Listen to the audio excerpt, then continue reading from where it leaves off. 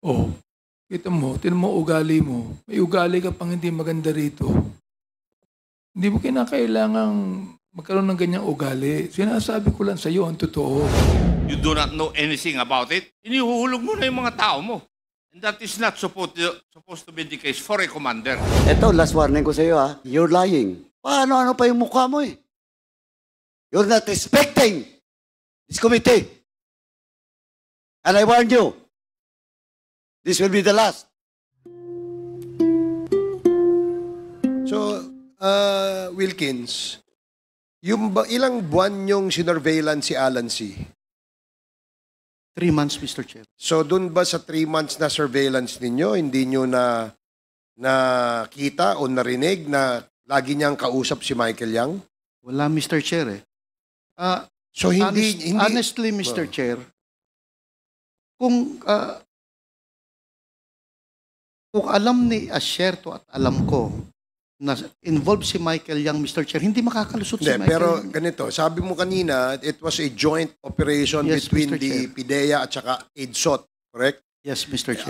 PIDEA, represented by you and your team, at si PIDEG o si EDSOT, represented by Colonel Asierto at Yes. saka yung team niya. Yes, Mr. Chair. Pero dun sa report ni Colonel Asierto, at lagi niyang sinasabi sa atin na meron siyang intelligence report against Michael Yang.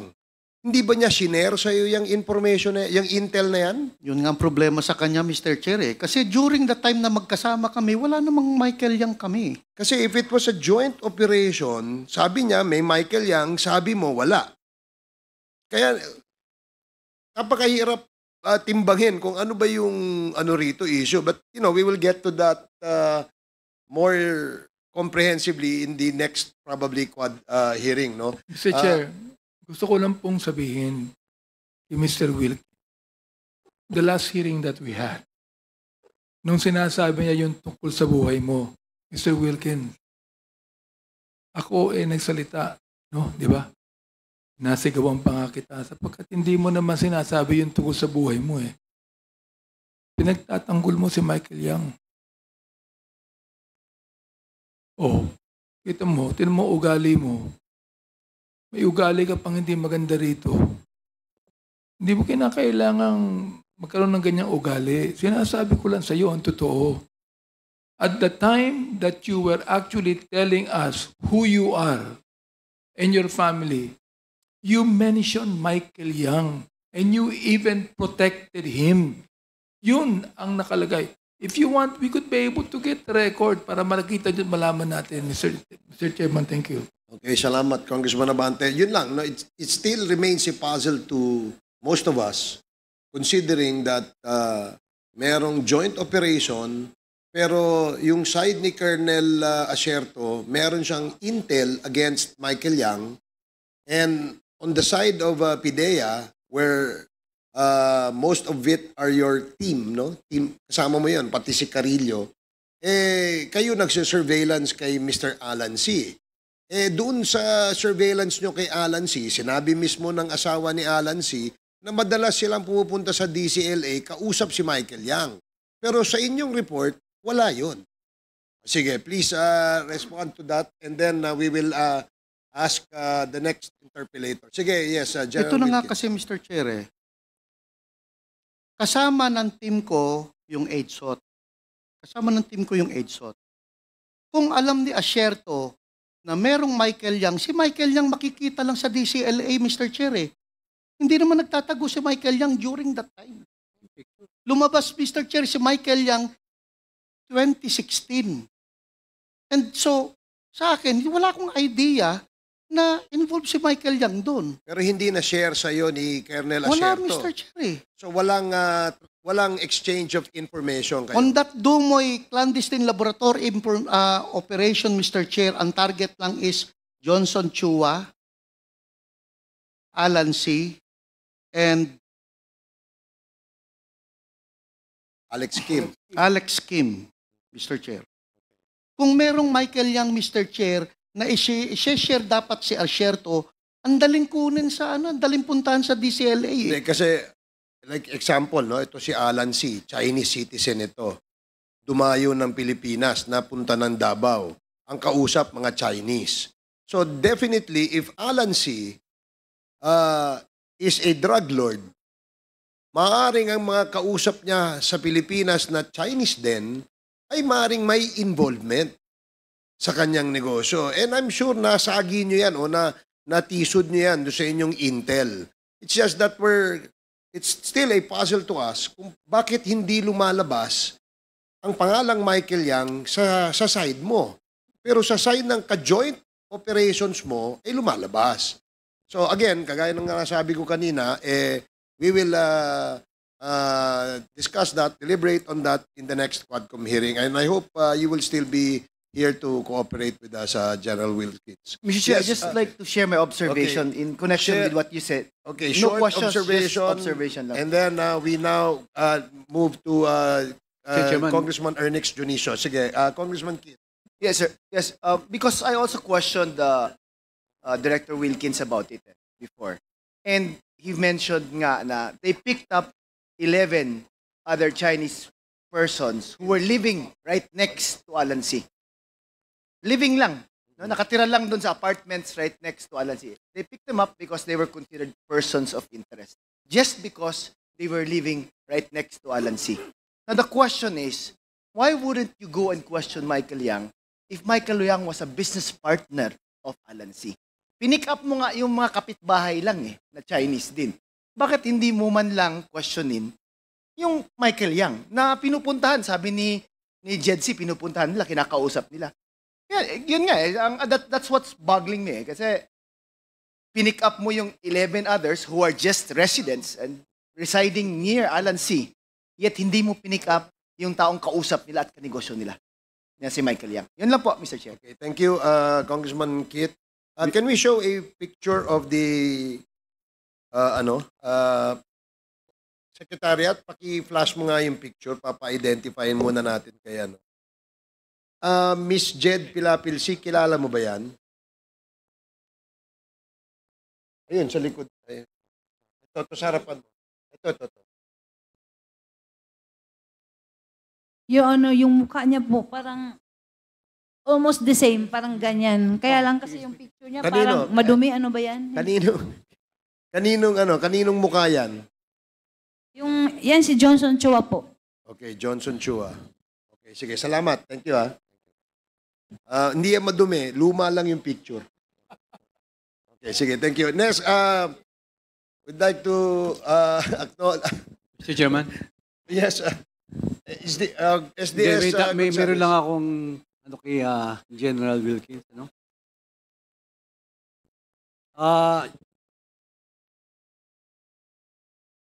General Wilkins, nung dinetain niyo po si Jed, meron po kayong warrant of arrest?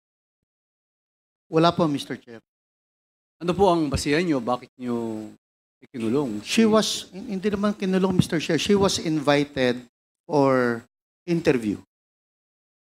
She was invited, but after the interview, ba't di niyo po pinalabas? Ano po ang basihan niyo? Bakit hindi niyo binalik? Yun nga, Mr. Chair, I cannot, since it's already delegated to my investigator, hindi ko alam kung ilang araw ba siya doon. Basta ang instruction ko is to conduct interview on Jed Pilapil because talagang person of interest siya, Mr. Chair.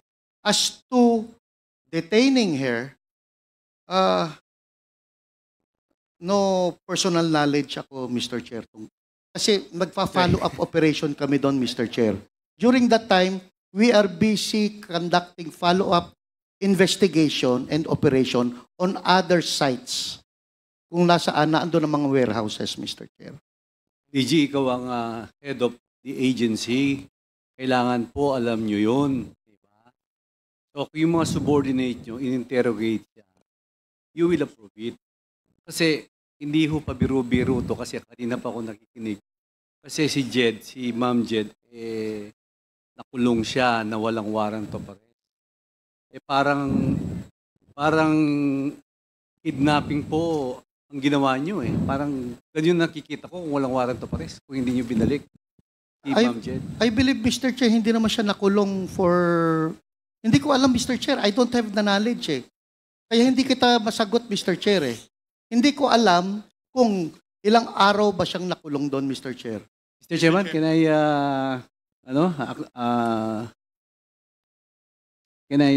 Yes, no? Congressman Acop, Congressman with the Acop. indulgence of SDS Gonzales. Gerald Wilkins, si Madam Jed Silapit C, ay 2 beses na kinuha ng PDEA. If I remember it right. One, when you went to the apartment, kinuha siya. And in January 4, 2005, pinuntahan ulit siya at kinuha ninyo siya. And after that, hindi na siya nakalabas. Yun ang katotohanan. And it is on record ng PDEA blatter na binabasa ko. And I do not know the reason why. You do not know. Parehas tayo nanggaling sa police, di ba?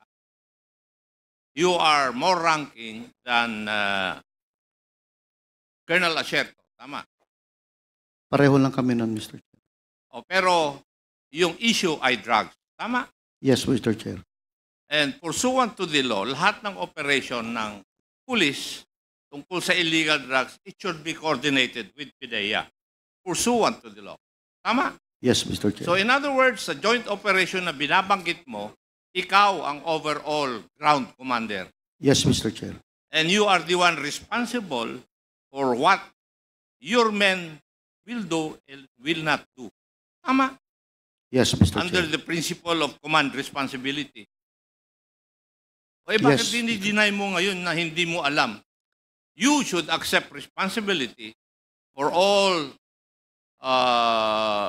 the things that your people did outside the bounds of law. Di ba? Turo sa atin yan eh. And now, here, naririnig ko yung sagot mo kay SDS. You do not know anything about it. Inihuhulog mo na yung mga tao mo. And that is not supposed to be the case for a commander. Di ba? Kaya sagutin mo si Juan, si SDS ng tama. You are the overall commander of the joint operation.